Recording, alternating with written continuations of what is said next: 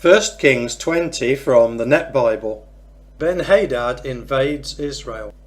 Now King Benhadad of Syria assembled all his army, along with 32 other kings with their horses and chariots. He marched against Samaria and besieged and attacked it. He sent messengers to King Ahab of Israel, who was in the city. He said to him, "This is what Benhadad says. Your silver and your gold are mine, as well as the best of your wives and sons." The king of Israel replied, "It is just as you say, my master, O king. I and all I own belong to you." The messengers came again and said, "This is what Benhadad says. I sent this message to you. You must give me your silver, gold, wives and sons. But now, at this time tomorrow, I will send my servants to you, and they will search through your palace and your servants' houses. They will carry away all your valuables." The king of Israel summoned all the leaders of the land and said, "Notice how this man is looking for trouble. Indeed, he demanded my wives, sons, silver and gold, and I did not resist him." All the leaders and people said to him, "Do not give in or agree to his demands." So he said to the messengers of Benhadad, "Say this to my master the king. I will give you everything you demanded at first from your servant, but I am unable to agree to this latest demand." So the messengers went back and gave their report. Benhadad sent another message to him. "May the gods judge me severely if there is enough dirt left in Samaria for my soldiers to scoop up in their hands." The king of Israel replied, "Tell him the one who puts on his battle gear should not boast like one who is taking it off." When Benhadad received this reply, he and the other kings were drinking in their quarters. He ordered his servants, "Get ready to attack."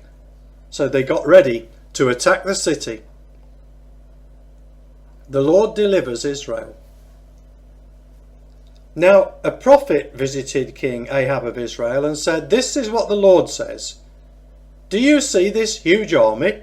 Look, I am going to hand it over to you this very day. Then you will know that I am the Lord." Ahab asked,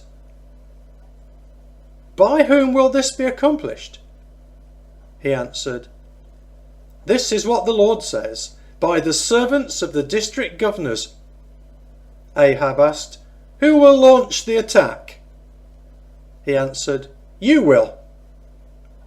So Ahab assembled the 232 servants of the district governors. After that, he assembled all the Israelite army, numbering 7,000. They marched out at noon, while Benhadad and the 32 kings allied with him were drinking heavily in their quarters. The servants of the district governors led the march.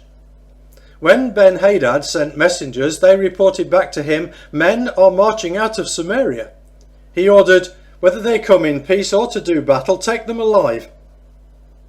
They marched out of the city with the servants of the district governors in the lead of the army behind them. Each one struck down an enemy soldier. The Syrians fled, and Israel chased them. King Benhadad of Syria escaped on horseback with some horsemen. Then the king of Israel marched out and struck down the horses and chariots. He thoroughly defeated Syria. The Lord gives Israel another victory. The prophet visited the king of Israel and instructed him, "Go, fortify your defences. Determine what you must do, for in the spring the king of Syria will attack you." Now the advisers of the king of Syria said to him, "Their God is a God of the mountains. That's why they overpowered us. But if we fight them in the plains, we will certainly overpower them. So do this.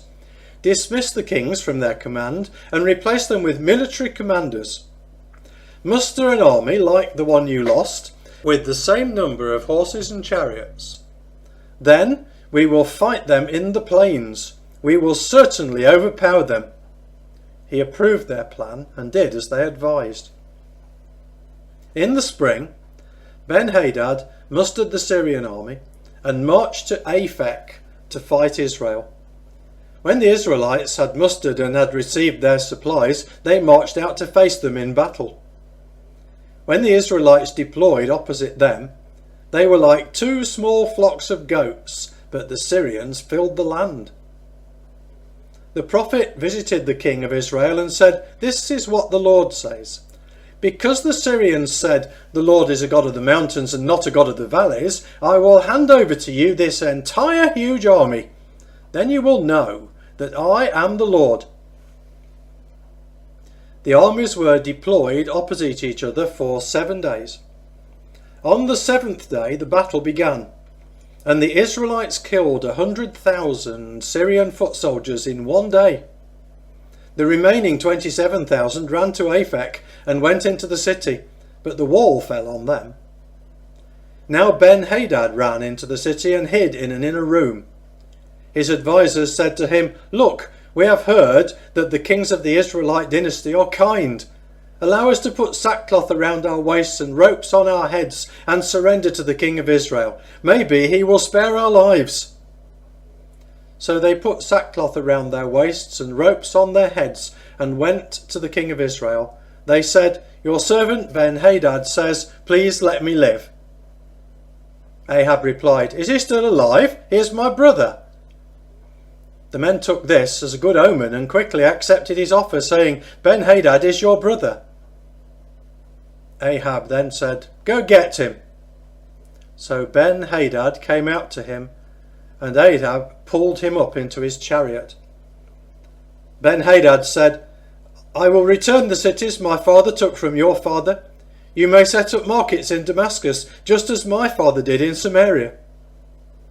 Ahab then said, "I want to make a treaty with you before I dismiss you." So he made a treaty with him and then dismissed him. A prophet denounces Ahab's actions. One of the members of the prophetic guild, speaking with divine authority, ordered his companion, "Wound me." But the man refused to wound him. So the prophet said to him, "Because you have disobeyed the Lord, as soon as you leave me, a lion will kill you." When he left him, a lion attacked and killed him. He found another man and said, "Wound me." So the man wounded him severely. The prophet then went and stood by the road waiting for the king. He also disguised himself by putting a bandage down over his eyes. When the king passed by, he called out to the king, "Your servant went out into the heat of the battle, and then a man turned aside and brought me a prisoner. He told me, 'Guard this prisoner. If he ends up missing for any reason, you will pay with your life or with a talent of silver.' Well, it just so happened that while your servant was doing this and that, he disappeared."